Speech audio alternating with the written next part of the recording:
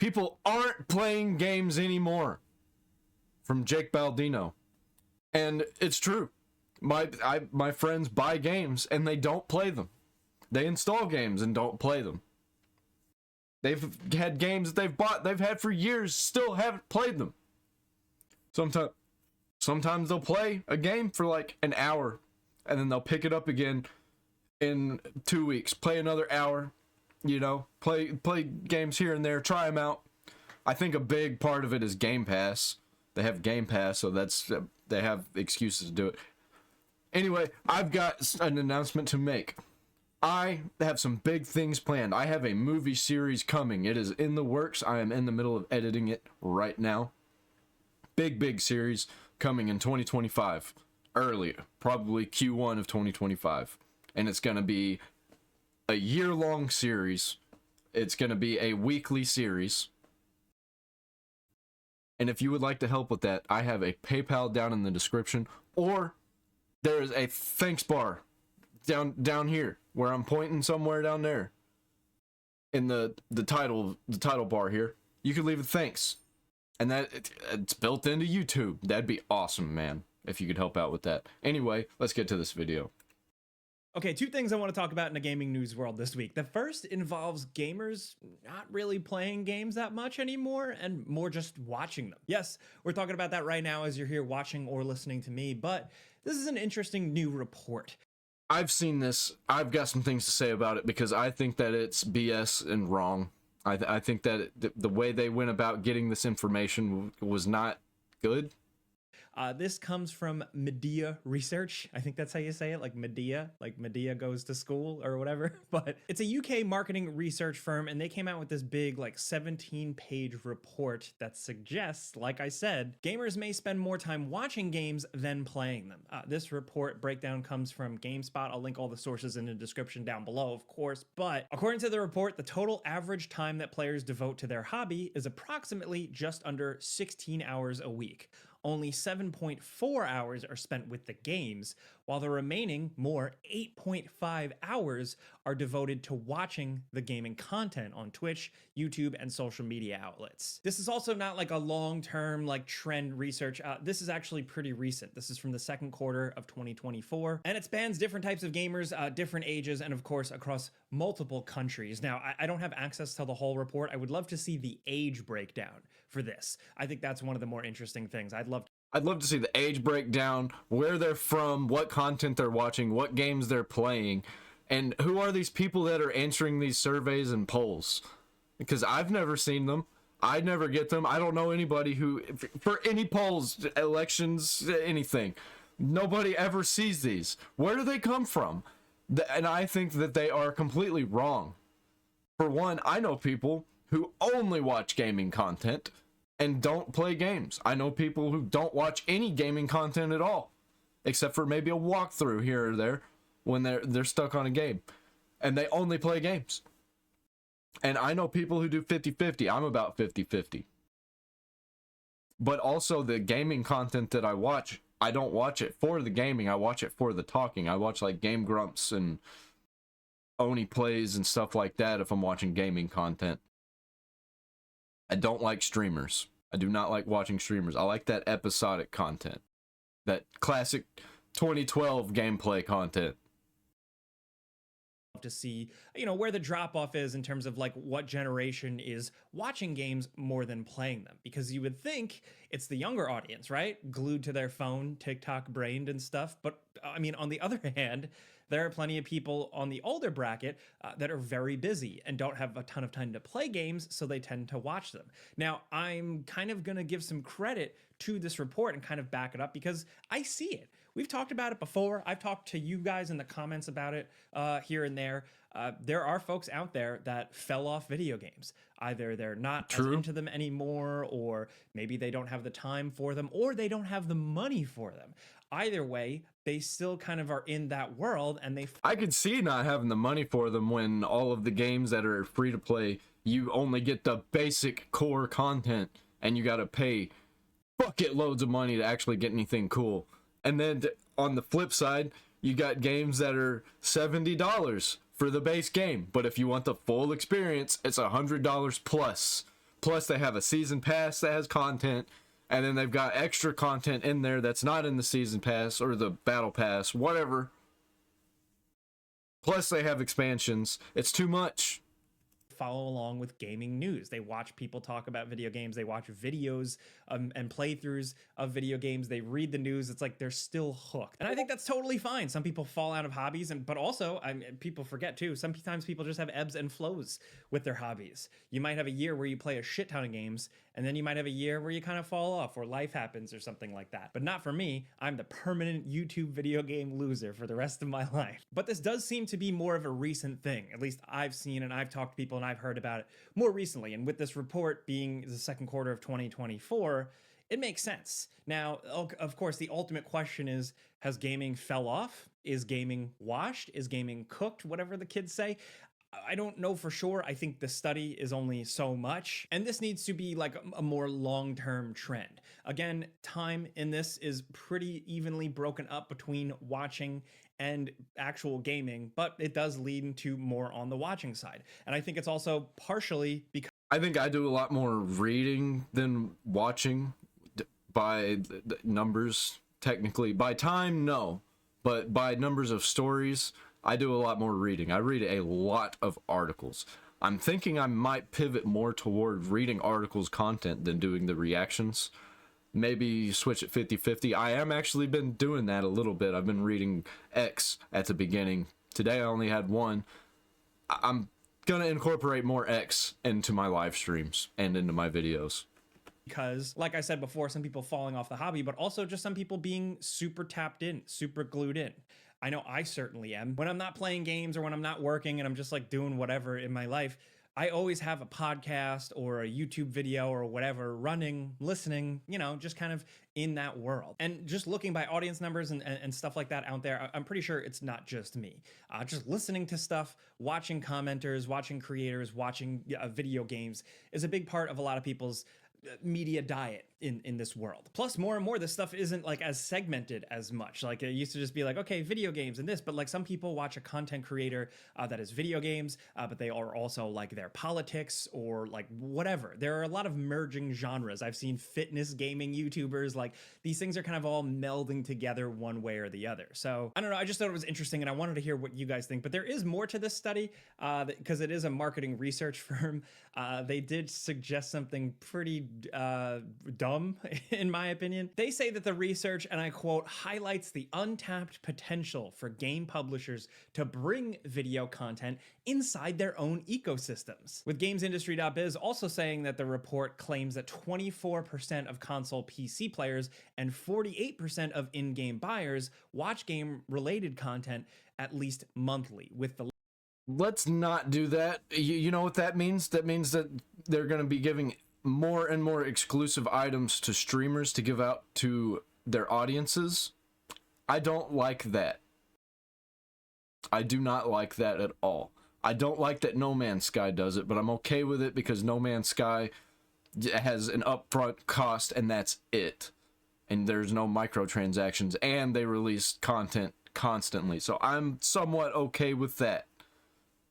But not predatory games. We don't need more predatory stuff in our predatory games. latter considered high-spending gamers. So the real quote is, revenue is left on the table. Game publishers are ceding significant revenue opportunities, especially advertising to third-party video game platforms, even as the game market faces growth challenges. So yes, growth challenges is definitely a thing. We've talked about that in the past, especially the last couple of years. Definitely growing pains or sorting things out. We'll talk about that more in a little bit, but yeah. So obviously publishers are looking at people playing, watching, talking about games on YouTube and Twitch. And yeah, they are missing out. I think any marketing research firm should point that out, but it's a matter of like, do you take advantage of that? Do you go for it? We talked about this in the past with publishers trying to take control in their own ways, one way or another, with Nintendo basically copyright claiming all Nintendo videos at one point and wanting creators to sign up for like their creator platform or whatever, to the other side. Like it never really took off, but like some publishers had kind of wanted to share information and news about a game only in their ecosystem, in their own bubble, essentially Nintendo. Creating YouTube channels with hosts and people, and it appearing very much like an online thing, but backed and hosted and upfront as just the publisher's thing. That never. Yeah, Nintendo does this, and I think that it's disgusting. It can work, and I think that the way that Cyberpunk was trying to do it was kind of cool, and not at all like Nintendo does it. Nintendo like will shut down these small events that aren't hosted by Nintendo. Really landed because it's like a one-sided thing. It can only really be marketing at the end of the day. I mean, like, look, content creators and people like me, you may not always like us or trust us, but we're still better than just the company on the other side putting out content or videos around their product, which they're just trying to sell you. So with them suggesting like, hey, these publishers have to like reclaim essentially this lost revenue. They got to like take back from YouTube and Twitch. It's an interesting thing, right? Because like it can also be argued that YouTube and Twitch are helping drive awareness of these games and sell these games for them, sell units for them. Have streamers streaming exclusively inside the game. You can't go to Twitch. Don't go to Twitch to watch the streamer. Go to the Call of Duty main menu. That's where the streamers will be. Great idea. Yes, they are missing out on ad revenue and sweet views and clicks. Their stuff is getting exposed and games are getting played or watched or bought, whatever. And this report suggests them like creating their own platform or something like that. What are we going to have, like the Vimeo of 2K games or EA or something like that? Or are they going to start putting videos in their games or on their games? Twitch used to be this. It used to be the platform for gamers where it was just gamers and gaming. And companies were involved with the streamers, but the more and more it got away from that, I don't even know what happened. Like, I guess COVID happened and everybody pulled out. Because in like 2018, 2019, esports were kind of going strong when it came to like ad revenue. I don't know. It doesn't make sense. I think what makes the most sense is the current existing platforms, to be honest. That can always be shaken up, but it is what it is right now. YouTube, Twitch, all those things are just major drivers. And Rumble's coming up, man. Dr. Disrespect switched to Rumble, and he's doing crazy numbers over there for Rumble. Again, that's just what I think. I'm just kind of armchair guy and not really like an analyst or anything like that. So I do want to know what you guys think. Hey, now before we keep going here, let's talk about today's sponsor. It's Factor. If you're new around here, all you need to know is that Factor delivers fresh, never frozen. For me, fresh, never frozen great food. To do. Variety of very BB smart dinners. Vegan and veggie extra stuff, like a different link in it. Use plus free shipping. Again, use code 50 for every Wednesday here. I talk about 2 gaming news stories that I find interesting. Yes, on the Game Ranks Friday news show, I do breakdowns, like quick breakdowns of all the news. Here, I like to dive into things and get a little bit more specific on stories that I just like. Also, while I have you, just keep your eyes peeled. PlayStation is celebrating like its 30th anniversary this week, and I'm cooking up a cool video just talking about my history with PlayStation. If you want to hear that, that'll go up a couple of days after this video. But this next story actually is PlayStation. That's not a bad idea. I might do that too. I also might do that because I played PlayStation from PlayStation 1. I was born with PlayStation 1. Got PlayStation 2 and then PS3. It ruined me and I couldn't get one, and I was sad because it was like $1,000. It wasn't $1,000, but to have the full PlayStation experience, it would have been $1,000. It was nuts. Related, it comes from ex-PlayStation boss Sean Layden. Sean Layden just goes on record all the time, man, just talking his shit.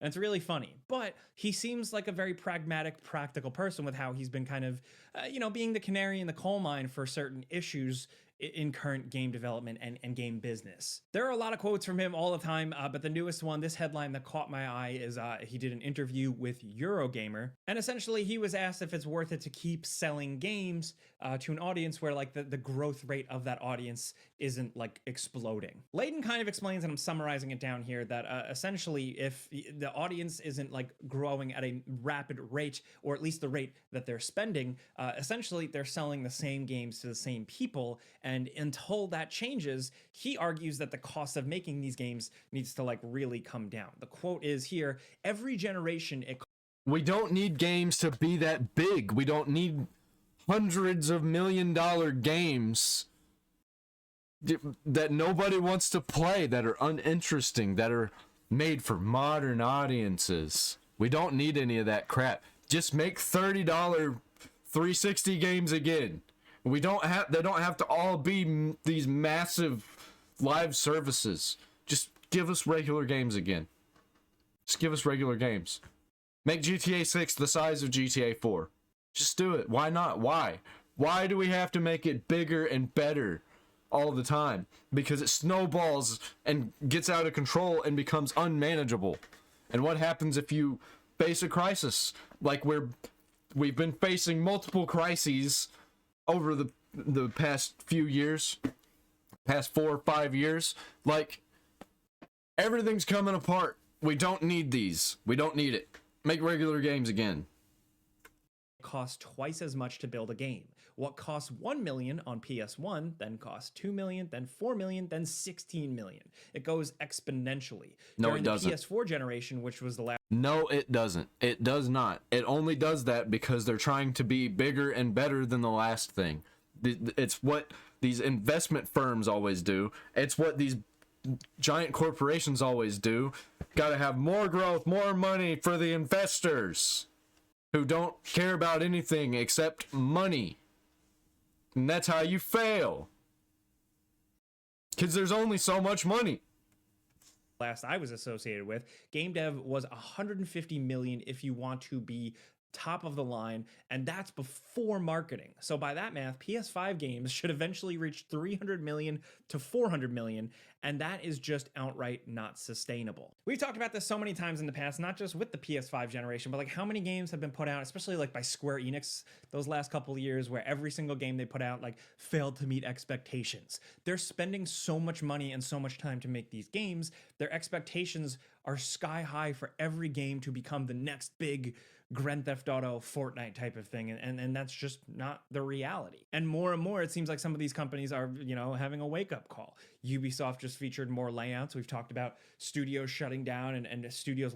Just sell games to audiences instead of the audience. Like, find a good audience that you can make a game for and sell it to them. You got a group of 200,000 goths, make a game for 200,000 goths.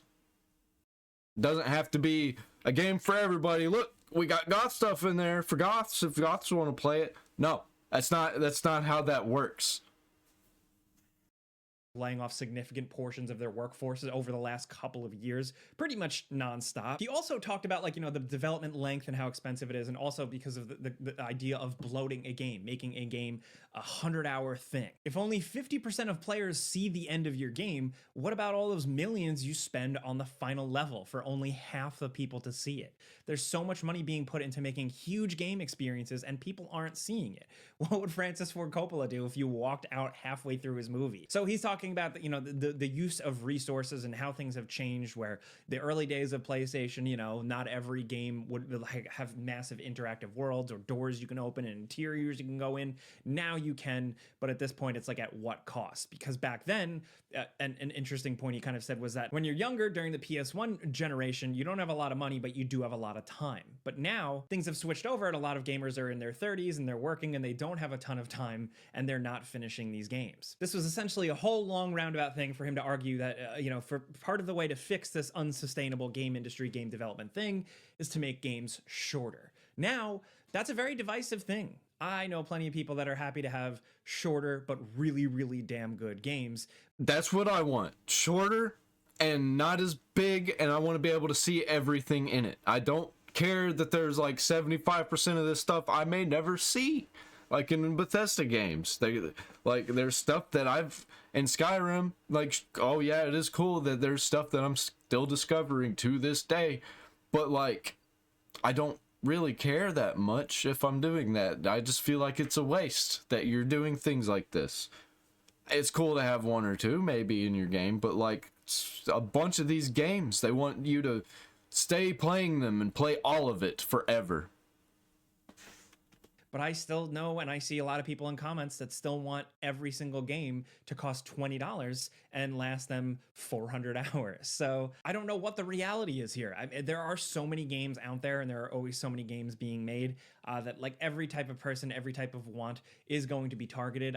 Some people. And I can turn a 10-hour game into a 400-hour game if it's good enough. Resident Evil 4, great example. I've put so many hours into Resident Evil 4, and it's like a 10-hour game. It's just got that replay value. Will argue against, and it doesn't have to have replay value. I'm cool with an experience that's just one and done. that, but I do think there are just a shit ton of games out there, not just talking like PlayStation's next big AAA thing, but still the biggest battle there is that the price of games is also going up with a $70 US price tag. Shorter games, people are going to have even less tolerance for that. That's just like a war, a bubbling up waiting to happen. Yeah, make shorter games but keep them the same price, or don't drop them down enough. $30 360 size games. 360 era was phenomenal. It looked phenomenal for what it was back then, and it would still look phenomenal, especially with today's technology. If we just make those size games for a little while, or have a bunch of them, like, I wouldn't mind a Red Dead Redemption size game. Red Dead Redemption 2 could have been just like maybe slightly bigger a game than Red Dead Redemption 1. It didn't have to be what it was. It's unsustainable. So good luck. It's a really great interview. If you do want to read it, I'll link it in the description down below. A lot of really good quotes there. He also has a really, really good analogy for expensive game development and stuff like that, comparing it to building cathedrals in the 16th and 17th century, and then realizing like how much labor and cost is going into that. It's the good stuff. So if you want to check it all out, I'll link it down there, like I said. But that's all I got this week. But of course, I have a bonus thing, just a little holiday chat with you guys. I wanted to share something. I don't have any like bonus link or anything to share this week, but random gift giving tip wanted to share with you. I actually recently just discovered this. Maybe you're celebrating Christmas or Hanukkah or whatever. Parents are often the hardest people to find a gift for, right? Parents do their thing. They pretty much have everything they need. Some of them don't even have any hobbies, so it's tricky. But I figured out a hack last year. There's a good chance one of your parents out there, or relative, has an old Christmas decoration or old holiday thing that they no longer have. This is very specific, but it'll actually really kill. Trust me. So I had to rack my brain of something like that. But like our family always had these little like musical Christmas bears, right? And it was like the house's favorite decoration. And then over time, decades, it was gone. Like we just don't have it anymore. So all of a sudden in my head, I was like, oh, remember that thing? And I went on eBay and I found one and I bought it for $20 and I gave it to my mom for Christmas, and she opened it up and it made her cry. There you go. That's your easiest Christmas holiday gift idea right there. You could totally crush by just buying some weird shit your mom has nostalgia for on eBay. You might think I'm crazy, but if you're out of ideas, trust me, it's a good one. But those are the two things I wanted to talk about this week, and then a random holiday tip. But yeah, let me know what you think about everything going on with the cost of game development. And should they be shorter games because they're just too expensive to make and people aren't finishing them? And also, the media landscape and people watching stuff more than actually playing the dang video games. I want to know where you land specifically. I want a little market research here for you guys. So let me know where you're at. Let's talk about any of this stuff down in the comments. I've been here too long, rambling. So thank you for being here. If you've listened this long, clicking the like button does help me. You can find me on Instagram, Twitter, Threads, and Blue Sky. I'm on all of them for you, so you have choice. So follow me there if you want, all linked in the description down below. But thank you for being here. I'm Jake Baldino. Subscribe because video games. Pizza's on me. I need another. So I think that a lot of people are misreporting in those surveys and polls, also from what I've said earlier, where it's just all kind of BS. I don't think people are reporting the fact that they may not be playing games very often, but a lot of times when they play games, they play games. Like, they'll be binging for days and sometimes weeks. I've done it, you've done it, I guarantee everybody does it. Didn't play games hardly for like 6 months. Like hardly touched a game. Baldur's Gate 3 came out. I was in it. I became that game. And then I stopped playing games after that. Once I had my fun with that game. And I moved on. Wasn't playing games hardly. Here or there, I'd play a little bit of something, play a little No Man's Sky. And then here comes Path of Exile 2. It's about to consume me. It's about to eat my soul.